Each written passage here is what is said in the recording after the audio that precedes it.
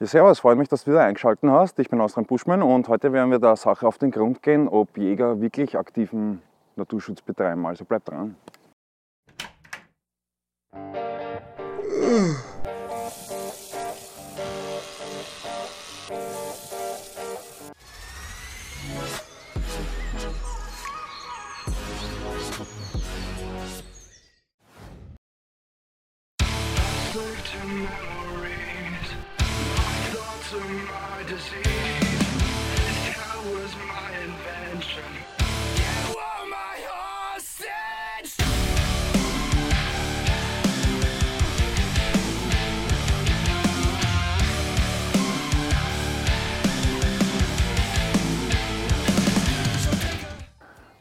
Ja, in Österreich ist es so, dass 1,3% der Gesellschaft einen Jagdschein besitzt und behauptet, aktiven Naturschutz dadurch zu betreiben. Wir sehen hier mal ein eingezäuntes Gebiet, wo ich vorher, was waren das, Schafe, glaube ich, gehörnte Schafe und eine ganze Horde Wildschweine gesehen habe. So viele Wildschweine treten normal nicht natürlich gemeinsam auf. Hier ist wirklich ein Wildgatter neben den anderen. Hier ist eins, dort vorne das erste habe ich euch gezeigt. Hier ist das zweite. Ein Wahnsinn eigentlich. Hier werden Tiere eingesperrt, um zu töten. Was man hier auch noch sehr schön sieht, ist, dass anscheinend die Jäger auch das Allgemeinrecht verletzen. Und zwar werden hier Vorhängeschlösser reingegeben, damit hier keiner reinkommt. Das Allgemeinrecht sagt, dass sie zwar einen Wald besitzen dürfen, aber sie dürfen den Zugang der Bevölkerung nicht verwehren. Anscheinend weiß der das nicht hier. Ja, Jäger behaupten auch, aktiven Naturschutz zu betreiben, indem sie die Tiere über den Winter füttern. Aber habt ihr euch schon mal gefragt, warum die Jäger eigentlich immer nur die Tiere füttern, die sie abschießen wollen? Ich glaube, es hat einfach was damit zu tun, dass sie die Tiere anfüttern wollen, um deren Population zu erhöhen, um noch mehr schießen zu können.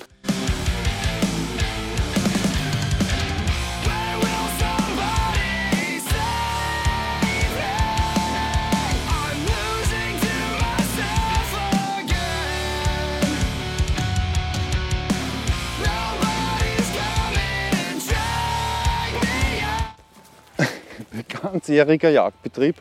Wie ein Wunder auch, weil die Wildsauen im Moment auch durch diese Überfütterung zweimal im Jahr frischeln. Das heißt, sie bekommen zweimal im Jahr Junge. Dadurch wird eine Überpopulation produziert, die eigentlich nicht tragbar ist.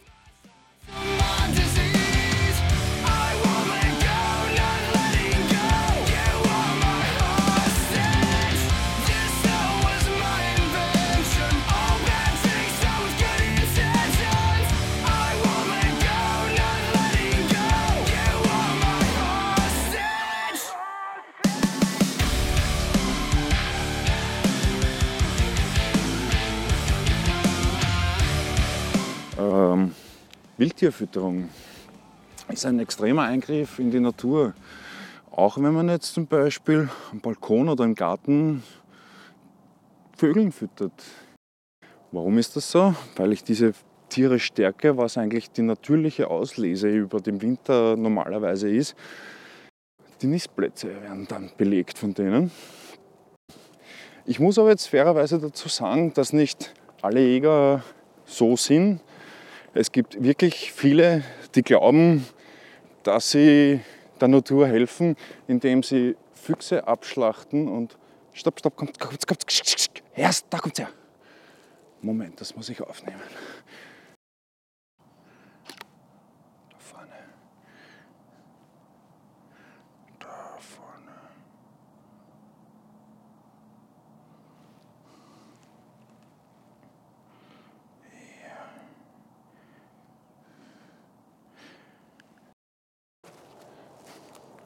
ja, auf was ich eingehen wollte. Viele Jäger glauben ja wirklich, dass sie die Natur schützen, weil in gewissen Zeitschriften und so das propagiert wird. Jagd und Hund zum Beispiel ist so eine Zeitschrift, die extrem pro Jäger ist. Natürlich, ja, ist eine Jagdzeitschrift, aber nach heutigen wissenschaftlichen Erkenntnissen eigentlich die meisten Sachen, was da drinnen stehen, zu widerlegen sind. Füchse zum Beispiel hatten ja damals diese Tollwut. Man weiß ganz genau, dass es seit 2009 überhaupt keinen Tollwutfall mehr gibt in Europa. Also man geht davon aus, dass diese Krankheit komplett ausgemerzt wurde. Dann kommen die Jäger mit dem Fuchsbandwurm. Der Fuchsbandwurm wird extrem verteufelt. Wahrscheinlich, ja, er ist gefährlich, aber so wie es dargebracht wird, ist es dann auch nicht. Es gibt keinen Fall, wo man weiß, dass sich jemand an den Fuchsbandwurm infiziert hat, indem er Beeren gegessen hat, was oft von den Jägern so verkauft wird. Ein Gerücht, was ja noch die Jägerschaft in die Welt gesetzt hat, ist, sich leise im Wald zu verhalten. Wenn ich mich durch den Wald bewege und ganz ruhig bin und mich an einem Gebiet befinde, wo Bären und Wölfe sind, könnte das ein bisschen blöd ausgehen. Und ich glaube auch, dass wenn ich jetzt durch den Wald gehe, so wie ich jetzt schleiche und auf einmal vor einem Wildtier auftauche, es viel mehr erschrecke, als wie ich gehe durch den Wald und bin laut, wo mich das Wildtier schon von Weitem eigentlich hört und Reißaus nehmen kann. Recht witzig finde ich auf gewissen YouTube-Plattformen die Tipps, wie man sich gegen Wildschweine schützt.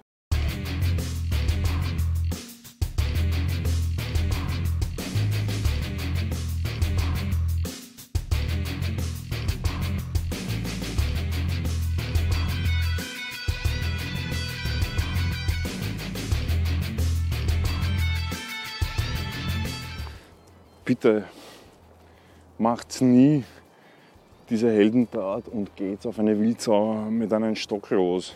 So ein ausgewachsener Keiler wiegt schon mal bis zu 300 Kilo und wenn Sie damit einen Steckerl, der lacht euch aus.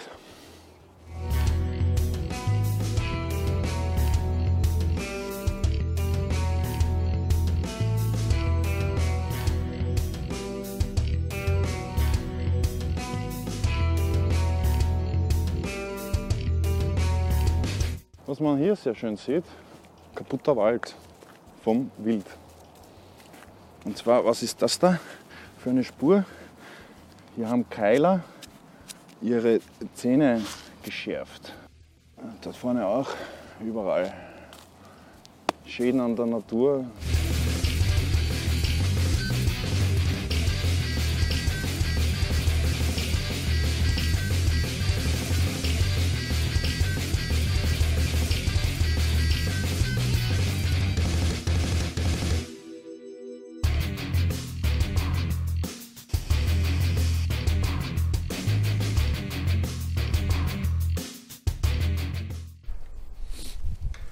Jetzt habe ich, diesmal werde ich mich da hineinwagen. Schön angelegter Teich. Vorne ist sogar ein Boot. Und jetzt schauen wir, was das da wirklich ist. Schauen wir mal, ob ich letztens recht gehabt habe und das wirklich so Zucht sind für hinten. Nein, natürlich nicht.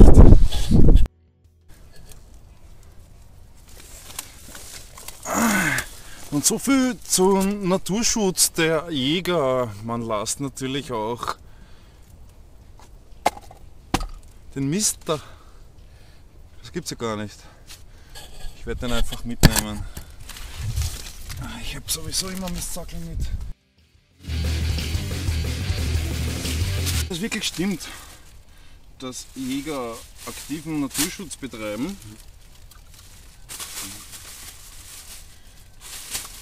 Und den Mist da lassen, ist das für mich ein bisschen schizophren. Liebe naturschützende Jäger, Ich räume gerade euren Mist weg. Und hier steht einer von diesen Kojen neben den anderen. Also richtiges industrielles Töten, wie auf einem Schlachthof. Ja. Hier.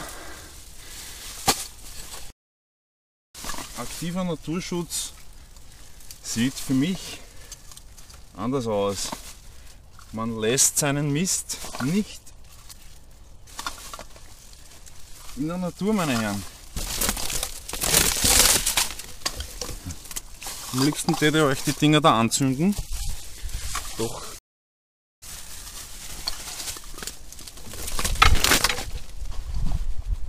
Dann wäre ich genauso wie ihr. Auf zur nächsten Koje. Schauen wir mal, auf wie viel Mist wir da insgesamt kommen. Hier liegt eine Kapsel. Okay, das kann man mal übersehen. Gut, anscheinend sind sie auch faul, weil die ersten 2 Kojen waren besetzt. Okay. Also voll mit Mist meine ich. Gut.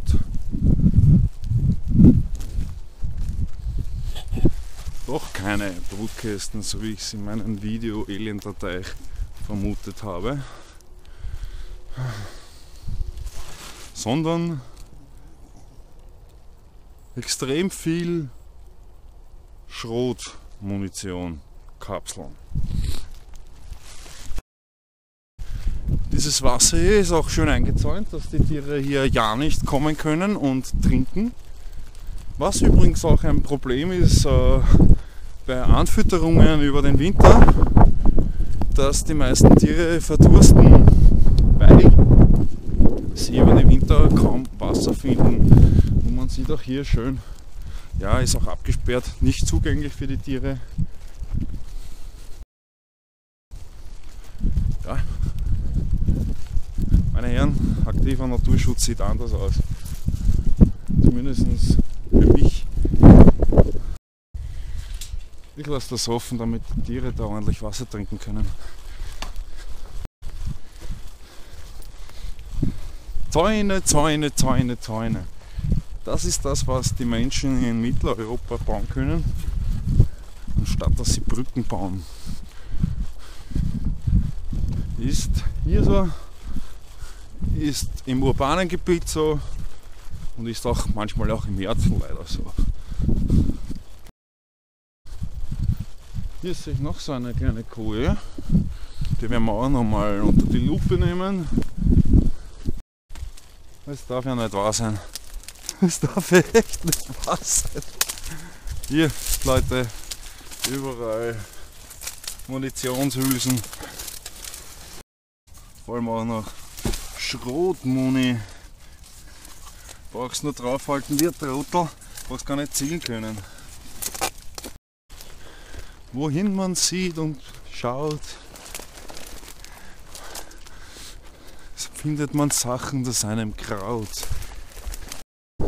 Ja, ich möchte auch hier jetzt an dieser Stelle den Überleber erwähnen.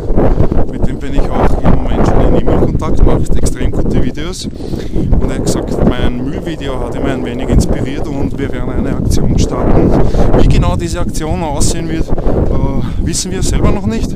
Aber wir möchten euch aufrufen dazu, dass Bushcrafter, Survivalisten und so weiter in die Wälder gehen, mit Mistsackeln, wenn sie schon dort sind, und vielleicht den Müll mit nach Hause nehmen, den sie finden.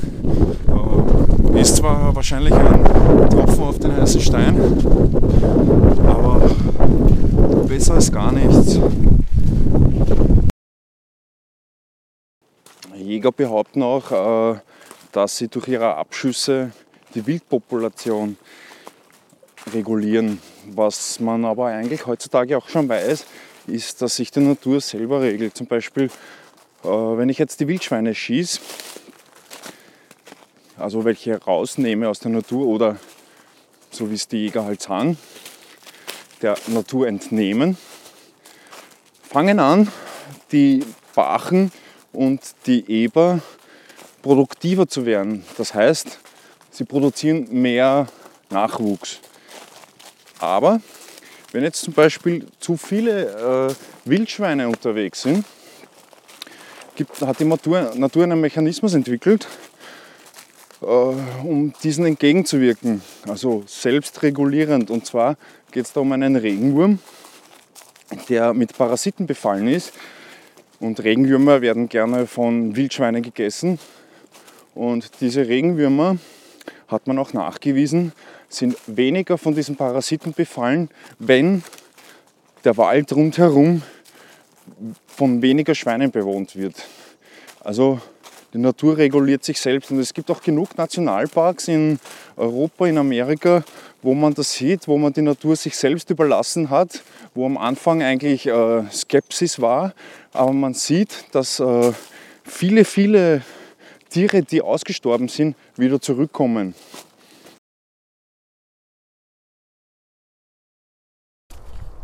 Also ich bin eigentlich der Hauptüberzeugung, dass Jagd an sich die Umwelt negativ beeinflusst. Man weiß auch jetzt schon, dass der Feldhase vom Aussterben bedroht ist durch Pestizide auf den Feldern und so weiter und so fort.